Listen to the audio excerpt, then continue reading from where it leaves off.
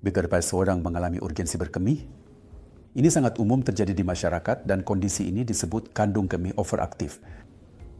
Kandung kemih overaktif memengaruhi sekitar 15% dari populasi umum dan dapat terjadi pada anak-anak, dewasa muda maupun lansia, namun cenderung lebih parah dan lebih sering terjadi seiring bertambahnya usia.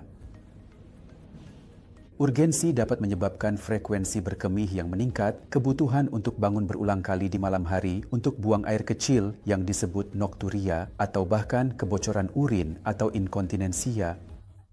Pada lansia, kebutuhan untuk buru-buru ke toilet di tengah malam saat mereka mengantuk dapat menyebabkan jatuh dan patah tulang, dan terkadang hal itu bahkan bisa menjadi peristiwa terminal dalam rentang hidup seseorang.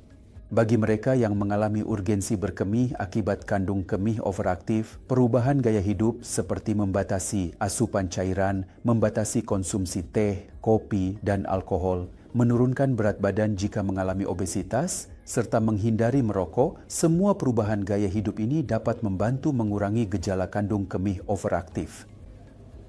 Latihan kandung kemih dan latihan otot dasar panggul juga dapat membantu dalam memperbaiki gejala urgensi dan frekuensi pada pasien dengan kandung kemih overaktif.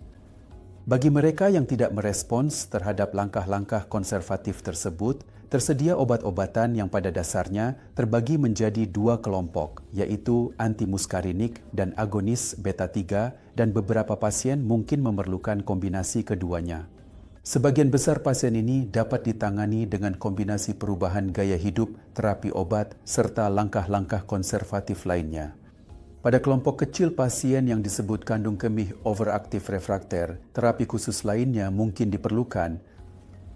Pasien dengan kandung kemih overaktif refrakter biasanya mengalami urgensi yang sangat parah atau kebocoran urin terkait urgensi yang sangat mengganggu, dan mereka menginginkan terapi lanjutan untuk mengendalikan gejala mereka. Terapi-terapi tersebut dapat mencakup toksin botulinum atau neuromodulasi sakral. Bagi sebagian besar pasien, kandung kemih overaktif bukanlah bahaya kesehatan, melainkan masalah kualitas hidup, sehingga keinginan pasien untuk menjalani pengobatan atau keinginan pasien untuk meningkatkan pengobatan jika responsnya kurang baik atau hanya sebagian menjadi pertimbangan penting dalam menentukan langkah selanjutnya. Semua pasien seperti ini harus menjalani evaluasi awal untuk memastikan bahwa kondisi lain yang mungkin lebih serius namun dapat meniru gejala kandung kemih overaktif telah dinilai dan dikecualikan.